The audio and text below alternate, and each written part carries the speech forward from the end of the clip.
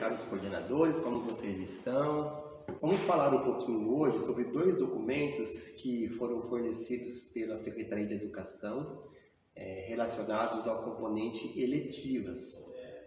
O primeiro documento que vocês estão vendo aí na tela é o documento orientador eletivas 2023, segundo semestre. E o segundo documento, que eu vou disponibilizar agora para vocês aí na tela, são PowerPoints, são PPTs ou PDFs contendo aulas sobre eletivas segundo semestre para os anos finais e ensino médio que foram disponibilizados no repositório do CMSP.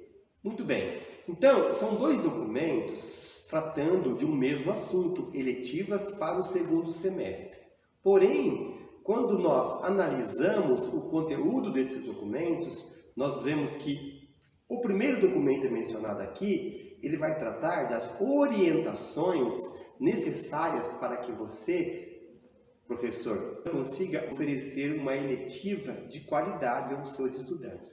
Eu vou passar aqui agora algumas telas desse documento e fazer alguns comentários.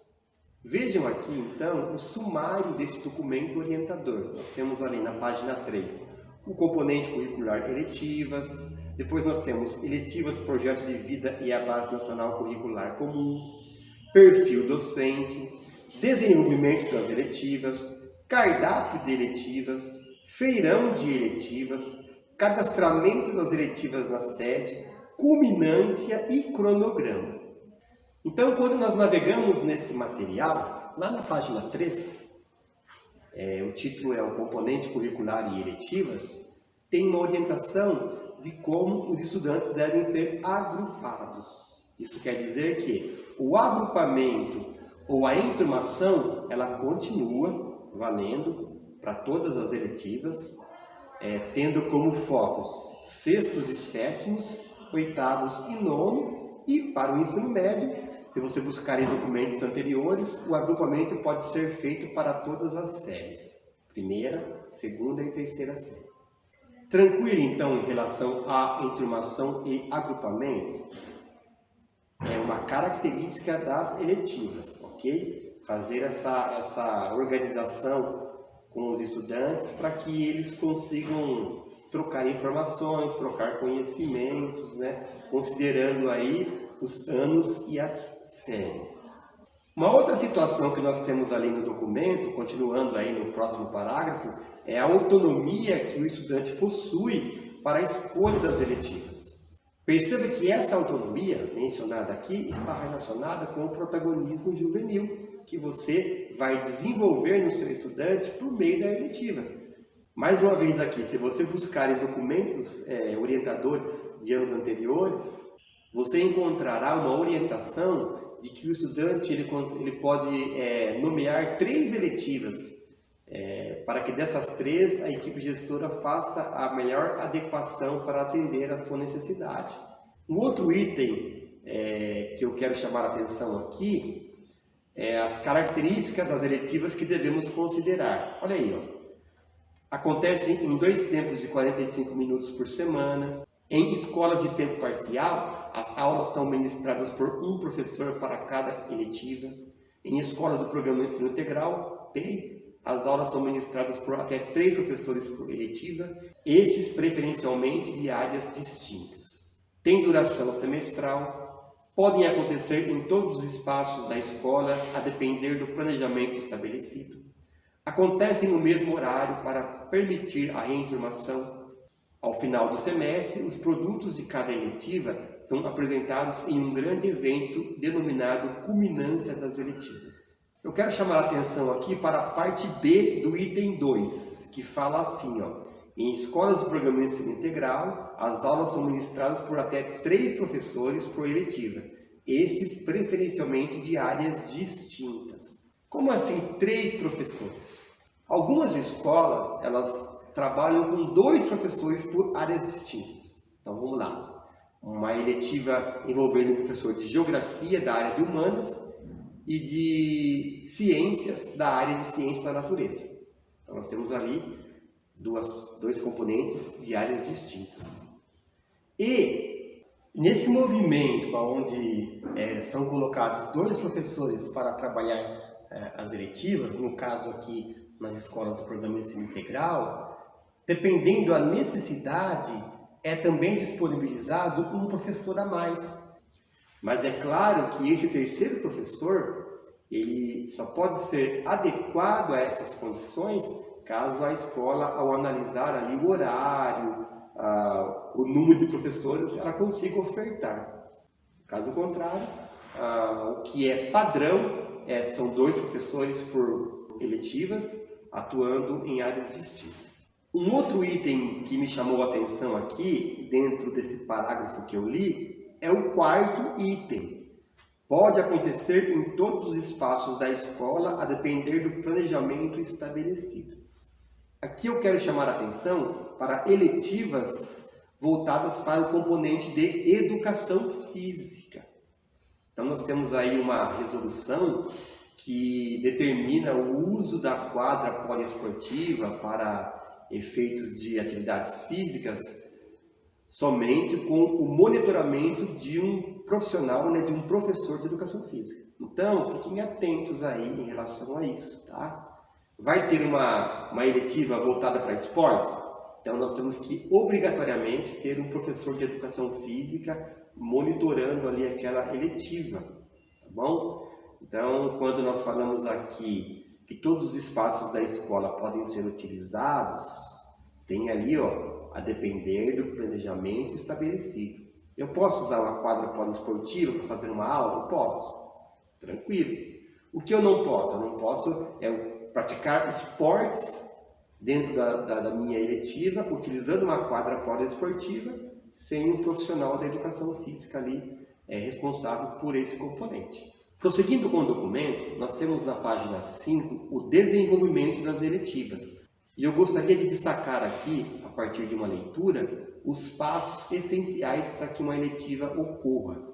Primeiro passo, na primeira semana de aula, os estudantes participam do acolhimento e fazem as atividades da escalada dos sonhos, definindo assim seus projetos de vida e propondo metas de curto prazo para os eixos acadêmico, pessoal e profissional. Esse primeiro passo, ele está aqui direcionado praticamente para o início do ano letivo, quando todos os estudantes são acolhidos ali e a partir desse acolhimento você consegue gerar indicadores, dados para a elaboração das eletivas na sequência. Porém, é necessário também que o coordenador de organização escolar fique atento para esse segundo semestre, porque o COI ele tem que ter esses dados bem claros, para a oferta da eletiva para o segundo semestre. Que dados são esses? O mapeamento, dos projetos de vida dos estudantes dentro de cada série.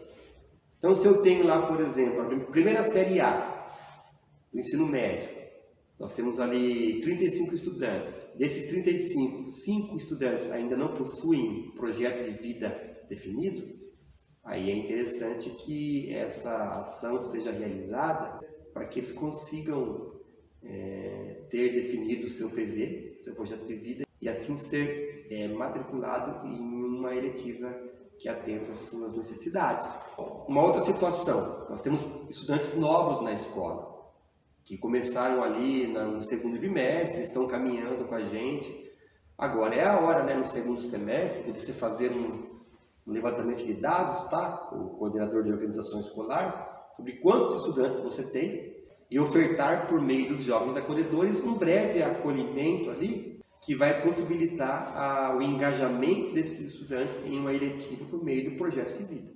Essa organização é feita de acordo com a escola, tá bom?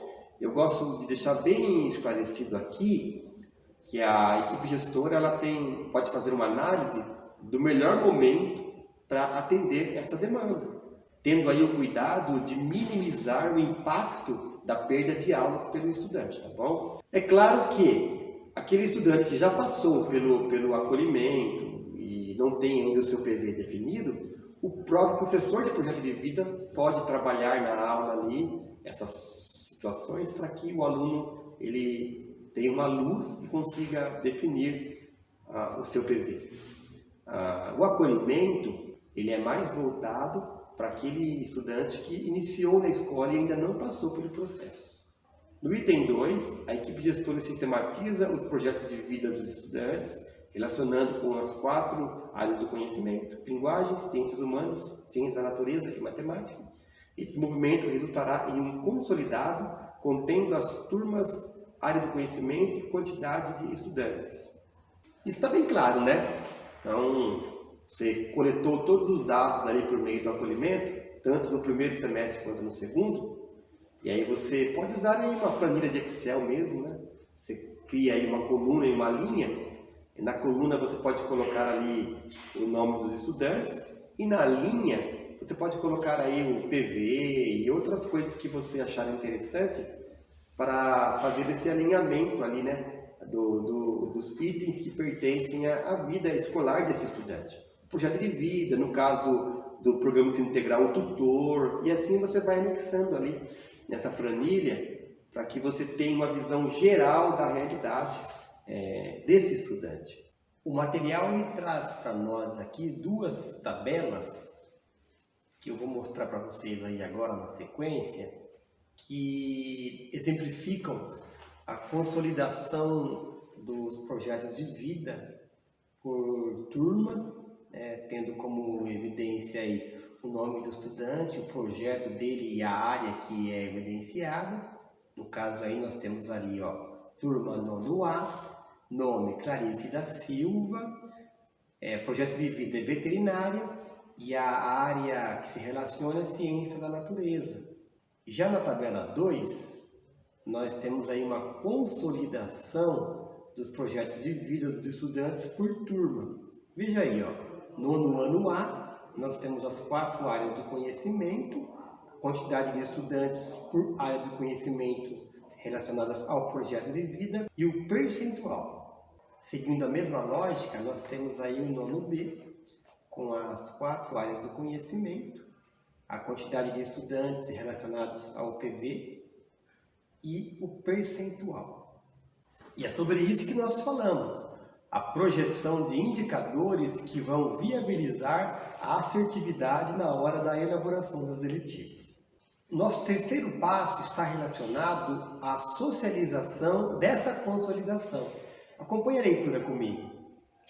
A equipe gestora apresenta o consolidado dos projetos de vida dos estudantes à equipe docente, que, em consonância com o plano de ação da escola, elaboram as propostas e preparam as emendas das eletivas que serão ofertadas.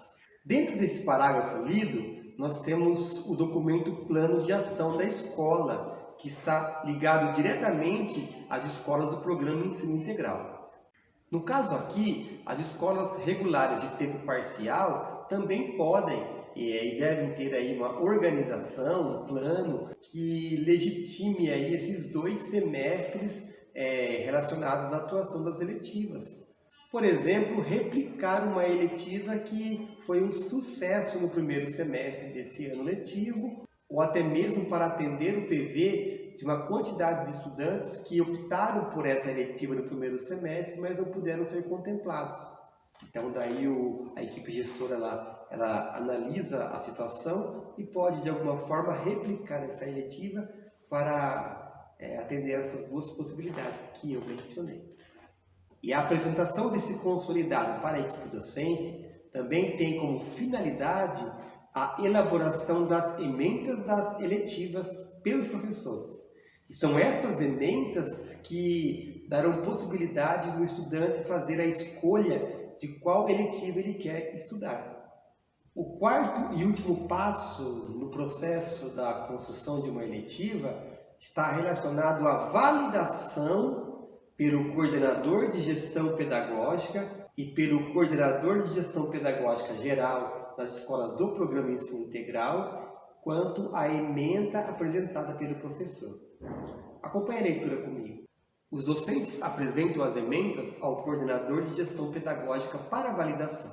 Esta etapa de validação é muito importante para que os docentes possam ajustar as propostas e emendas com o plano de ação da escola e os projetos de vida dos estudantes. considerando a realidade da comunidade escolar. Veja que nós temos aqui algo em comum em todas as escolas, que é o ajuste da ementa com o projeto de vida do estudante. É por isso que a consolidação dos projetos de vida, lá no acolhimento, é de suma importância, para que o professor tenha essa visão geral da sala, da turma, e possa propor com assertividade a elaboração de uma eletiva. Eu quero agora finalizar essa orientação falando um pouquinho do item cardápio de eletivas. Para subsidiar os professores na elaboração das ementas e propostas de eletivas, a SEDUC disponibiliza no website da Escola de Formação e Aperfeiçoamento dos Profissionais da Educação, EFAP, o cardápio de eletivas, contendo diversas opções de eletivas com os planos de aula e 2 outras propostas com conteúdos digitais, educação financeira e empreendedorismo. Eu entendo que o estudo desse material, do cardápio de eletivas, ele fortalece ainda mais e dá mais possibilidades para que o professor ele consiga repertoriar o seu estudante e atenda ele de forma bem significativa a construção das ementas e, consequentemente, da eletiva.